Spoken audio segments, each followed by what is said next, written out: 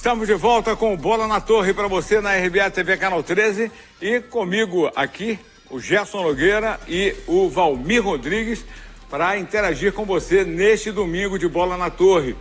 Com vitória do Paysandu, que a gente começa falando aqui com o Gerson e com o Valmir, mas mostrando logo os gols para você que acompanhou ontem pela RBA TV a transmissão que o próprio Valmir estava narrando ao lado da Eliane Coelho, né? Primeiro gol do Paysandu, o Ítalo, um chute de fora da área do Pedro Henrique, né? E o Ítalo acabou... Chute do Cleiton Não, foi o Cleiton Peu, aliás. Aí desviou de cabeça, o atacante é assim, tem que estar atento. Reclamaram de impedimento aqui, mas na imagem aberta mostra lá o Gustavo Fagundes dando condição para ele. Tava dando condição para ele. Aí o Paysandu não foi tão bem no primeiro tempo, tal, mas venceu. Aí no segundo tomou logo um gol, né, no início, o Isaac. Ô, Isaac.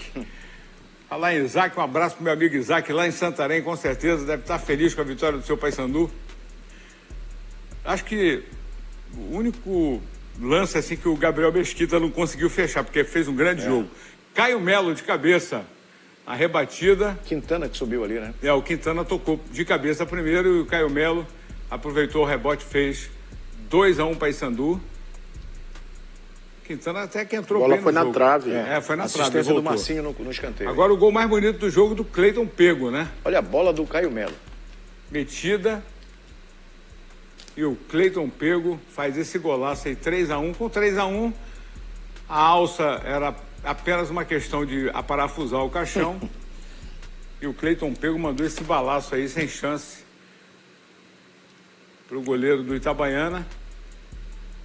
E aí, só para complementar aí o serviço, o Juninho, que entrou no segundo tempo, já na reta final, também deixou sua marca. Chutou duas vezes, né? Aliás, o Juninho, ele tem sido um cara altamente eficaz com a camisa do Paysandu. Todo jogo que ele entra, ele tem deixado a marca dele. Faz o gol. Bom, Gerson, Valmir, a vitória ela vem com autoridade, mas a gente tem que colocar aqui, pontuar alguns detalhes com relação à desenvoltura da equipe, principalmente do primeiro tempo. O Paysandu meio que sem força, embora quisesse marcar em linha alta, não estava conseguindo. Deu até espaço para o Itabaiana em determinados momentos, mas eu concluo da seguinte forma: eu prefiro jogar mal e ganhar bem. Foi o que aconteceu com o Paysandu.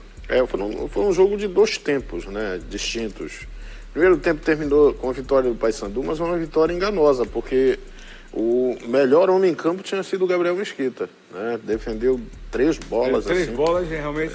Uma delas até aí, a bola que foi na trave, só foi na trave porque tocou nele, ele foi nela. E o time do Itabaiana teve muito espaço para contra-atacar, levou muito perigo. Errou, né? Errou muito na finalização, mas era um jogo perigoso ali. Por exemplo, com as chances que teve, a Itabaiana podia ter complicado o jogo, o Paysandu. Só que aí no final, o gol do Ítalo, importantíssimo, porque aí o Paysandu foi com a vantagem, né, pro intervalo. Sofreu o gol logo no começo, mas depois tomou conta do jogo. Mas esse tomar gol logo no começo, às vezes é meio esquisito, porque se você tem a vantagem... né? Mas aqui, o gol sofrido pelo Paysandu ainda foi um sintoma das facilidades que o time do Itabaiana teve. A zaga do Paysandu não esteve bem no jogo. Só dizendo que isso é tudo a partir dos 40, viu? Até 40 minutos praticamente não acontecia nada. Tudo isso depois dos 40 do primeiro tempo. Mas eles toda hora tinham sempre aquele estirão ali para percorrer, né?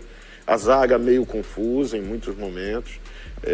Mas aí veio o segundo tempo e redimiu por completo o Paysandu. Até as mudanças funcionaram bem. Eu gostei muito no jogo do Thalisson, e durante a semana a gente falou muito sobre isso, né? Quem entra e tal. Ele dá muito mais... ele jogou o tempo inteiro. Ele jogou o tempo todo. É jogador vertical, né, Valmir? Vertical, driblador, né? E um grande jogo também queria destacar do Caio Melo, assim como do Cleiton Pego, né? Para mim foram os principais destaques do Paysandu. Fora o Gabriel Mesquita, mas havia assim, um primeiro tempo de 40 primeiros minutos iniciais que pouca inspiração das duas equipes, e daí em diante, depois dos 40 minutos, é que as equipes começaram a se lançar, deixar. Quando o Paysandu faz o primeiro gol, o Itabaiana também resolve a frente, só acho que o Paysandu demorou muito a decifrar o lance de criatividade do Itabaiana, que era o Rodrigo Alves, que passou aqui, né? Aliás, cheio de gente que passou por aqui. O Lígia, que jogou no Remo, o Betão, que era zagueiro do Águia, e o e o Rodrigo Alves, né, que estava em campo. Essa solução que o Caio Melo achou aí pro gol do Cleiton Pego foi uma pintura. Mas assim, jogo muito igual no primeiro tempo, com o Paysandu com dificuldade de marcação, porque o Canela entrou pelo menos umas 4 vezes em condições, numa delas arredondou no gol, que já foi no segundo tempo, que a bola sobrou ali pro Isaac. Ele caía sempre pelo lado esquerdo. Foi aqui o que o Gabriel Mesquita não conseguiu. Mas eu defender. acho que também o Itabaiana, ele sofreu de um problema, saiu o Pedro Henrique. Eu não acho que ele cansou muito. E sim, pregou, na verdade, porque o Paysandu pode não jogar bem, mas ele é um time intenso, procura o jogo o tempo inteiro. Não, ele não desiste. E o Itabaiana foi acompanhar. A vantagem do Paysandu é essa, pode até não estar bem no jogo, mas ele não desiste de Isso, jogar. e o Itabaiana foi acompanhar, mas não teve pernas no segundo tempo. É verdade. O Paysandu oxigenou, recuperou todo mundo e aí sobrou em campo. Tanto que o Canela, a rigor, participou daquele gol no início do segundo tempo, depois ele foi praticamente anulado. Teve uma hora que faltou Canela para ele. Mas assim, Tomazão, fazendo uma imersão na Série C, né, que a gente está devendo muito. Então o Paysandu, ele é um time que sabe o que quer, está dentro do seu limite técnico, está dentro do seu limite técnico, financeiro, estrutural, mas é um time que sabe o que quer. Ele foi menos intenso nesse primeiro tempo do que ele foi nos jogos anteriores. Essa é a 4ª partida.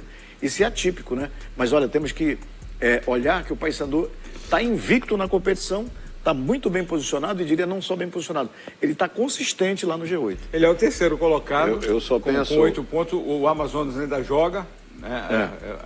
Mas assim, o Brusque, né? Foi a 10 pontos com a vitória. O Paysandu, o detalhe é o seguinte, ele tem 2 jogos fora e 2 em casa. Ele ganhou os 2 jogos fora e empatou os 2 em casa. Foi bem. Tá bem. Vamos inverter. É como se ele tivesse ganho os 2 aqui e empatado os 2 fora. Mas é justamente. É ganhar aqui e não aquela, perder aquela fora. história de você pontuar fora, mesmo que seja com empate. E a vantagem de não ter derrota no meio disso. Né? Ele só empatou. Tá aí, como disse o...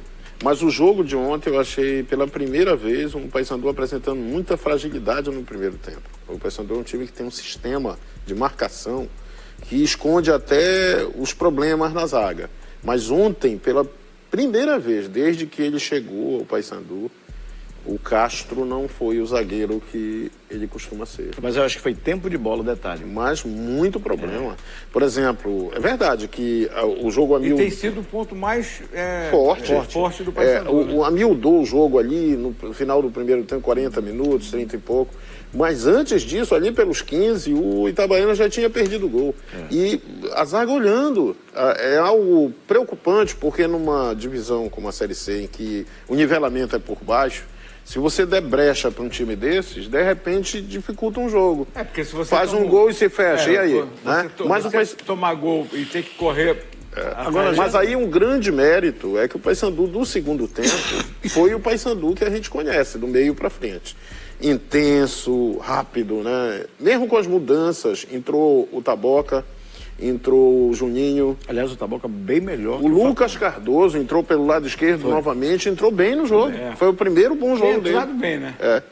Naquele jogo passado nem tanto. O Pego ficou mais centralizado quando o Ítalo saiu. Ele ficou mais centralizado ali. E o Juninho lá pela aquele direita. Corredor, lado esquerdo, trabalhando já com o Taboca. Eu acho que o lado esquerdo do Paysandu, aliás, os dois lados terminaram muito bem. O direito com o Edilson e o Thalisson, muito bem. E aqui atrás, depois da entrada do Taboca. Sabe por quê? Porque o Facundo, a Liane falou isso na transmissão, o Facundo é aquele lateral, ele pouco vai, ele segura muito bem. Ele é mais marcador, é mais defensor. E o Taboca sai pro jogo, gosta de jogar na frente. E se deu bem naquela dobradinha ali com o... Quem era o 99, rapaz? A gente falou. Era o Lucas Cardoso. Exatamente. Lucas Cardoso. Eles entraram juntos. É isso aí. Agora, essa história, por exemplo, do Juninho, toda vez que ele tem entrado nos jogos, ele tem feito gols. Não cabia, e até foi questionado durante a semana, né? Quando se colocou aí a questão da escalação. O Rinkel não está bem, está machucado, sentiu o ombro, não vai jogar. Ele colocou o Thalisson, óbvio, na posição dele ali. Aí se questionou, será que o Juninho não entra junto com... Foi até o Dinho que colocou isso na rádio, lá no cartaz. Mas deu certo na partida de ontem, você for colocar o Juninho, que é um jogador que também é tipo... Não, mas mesmo com o Ítalo e o Pego lá, fazendo tipo lá, sabe, trocando de posição, invertendo. Sim, invertendo, né? O Juninho, eu acho que ele é um jogador que sabe cair, né, pelos lados. Pode facilitar. O Ítalo não, o Ítalo já é mais centralizado. Né? Mas o Cleiton também sai o tempo todo. E o Juninho tem mostrado isso. Né? No jogo de ontem, por exemplo, o gol dele ele faz o gol pelo lado direito. Né? Ele aparece do lado direito do ataque, né? Para finalizar em 2 tempos. Mas acho que é uma opção muito boa que o Júnior Rocha passou a ter. E embora considere que o Ítalo é titularíssimo. Não vai mexer no Ítalo, né? Não, o Ítalo não, artilheiro do time, né? Da temporada, né? Agora a entrada do Quintana entrou bem também, porque o Bruno Bispo se machucou ainda no primeiro tempo. Agora aconteceu uma lambança. No final do primeiro tempo subiu a placa com a saída do Bispo, 14, e a entrada do 3, o Quintana. A placa já havia subido, e aí, na hora H, disseram, não, segura um pouquinho. O cara baixou a placa e o Bispo continuou em campo. Isso está errado. Subiu a placa, tem que fazer a modificação. Era isso que no intervalo do jogo, os jogadores e a comissão técnica, o Gilson Cleide, estavam pressionando a arbitragem. E a gente achava que era por causa do gol supostamente impedido do Ítalo, né? Mas não foi isso que aconteceu. Porque tinham anunciado a substituição. Depois que você levanta a placa, entra em campo. Aí a placa é como uma oficialização. Você está oficializando, aquilo ali já passa a ser oficial. E aí ele não entrou em campo, alguém pediu, não vai entrar agora. Isso está errado. Mas foi isso. Perde a janela. Né? Essa foi a cobrança. Aí ele segurou um pouquinho e só fez a mudança no intervalo do jogo. Fazer a mudança no intervalo, você não gasta a janela. Eu não entendi, ou nós não entendemos ainda, porque não teve a coletiva do Júnior Rocha, né? A gente entende que o Paysandu tem feito, assim, economia na ida nessas viagens, né? Mas é necessário que haja realmente uma estrutura mínima de assessoria de imprensa para que a gente tenha conteúdo. E até o próprio torcedor querer saber a opinião do técnico ou de jogadores. Né? A primeira coisa, né? Termina o jogo, o torcedor aí quer saber, né? Opinião, principalmente do técnico. O jogador fala o chamado feijão com arroz sempre, né? Nós fomos bem, graças a Deus. Mal temperado, mas fala. A Bíblia, cita a Bíblia, né? Muito o time. Mas o técnico é o cara que vai dar uma leitura, né? Às vezes vai arrematar, o torcedor pode até não concordar, mas ele quer ouvir o técnico. Eu costumo dizer, Gerson, que quando você reúne a imprensa, ou então se pronuncia no seu canal de TV, ocupando espaço, pedindo participação efetiva, quando você lança uma camisa, ou quando você quer vender pacotes do sócio-torcedor, você chama o torcedor, vai lá e se comunica. Esse mesmo cara tem o direito de saber a opinião do seu treinador, já que ele é o cara que é o mantenedor da equipe. E os clubes existem para o torcedor, não é o torcedor que existe para o clube. Então acho que essa mão aí, por exemplo, apenas como alerta... Uma das maiores falhas que vi nessa temporada, e também de respeito ao trabalho de assessoramento, né, da comunicação do Paysandu, que sempre foi muito boa, é importante registrar isso. O Paysandu sempre foi muito ágil em mandar, né, o material quando precisava mandar aí de fora, lembra disso? Sim. Em comparação com o Remo, por exemplo, que sempre dá um problema ali. Mas aquele episódio de Manaus, aquilo ali ficou a ideia para o torcedor, até hoje eu ouço. O torcedor diz, quer dizer, quando perde... todo mundo silencia, né? Porque era ruim falar daquilo. Era fundamental alguém falar. Porque o torcedor precisava ouvir algo, tipo assim, poxa... Uma satisfação. Né? Uma satisfação. E ontem, numa vitória... E a agravante que eu coloco é o seguinte, existem os patrocinadores. Isso. A visibilidade, na hora da entrevista, daqueles que apoiam, que patrocinam. O patrocinador perdeu. Acabou. Não tem, né? Perdeu. Que é um momento importante, pô. A gente não tem o técnico Júnior Rocha, mas na saída do gramado ontem, o Gabriel Mesquita e o Ítalo foram ouvidos e falaram, né, a respeito da vitória contra o Itabaiana. A gente mostra aqui no Bola na Torre. Somar 3 pontos fora de casa é muito importante. Contra uma equipe difícil, a equipe do Itabaiana é uma equipe difícil de enfrentar. Fomos consistentes no jogo, soubemos aproveitar as oportunidades.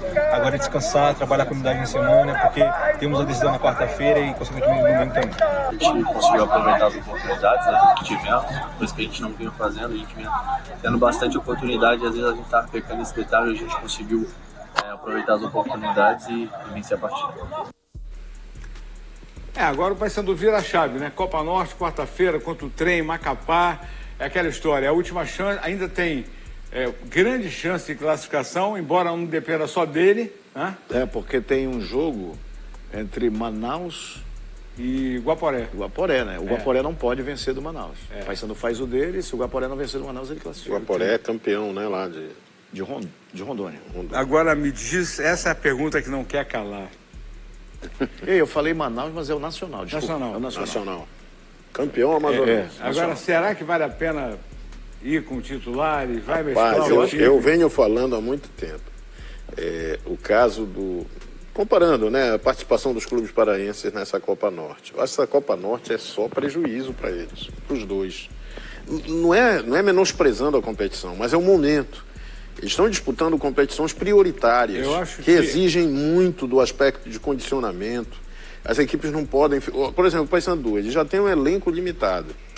Por exemplo, ele vai fazer, né, um mesclado, mas vai ter que botar alguém importante. Agora, só um contraponto aqui. Macapá, 35 minutos de voo, será que gasta muito? Não, mais gasta fácil. muito, o problema Se sair é- da Curuzu para a Cidade Nova, demora Mas mais. eu acho que é o risco da exposição do jogador. sim. É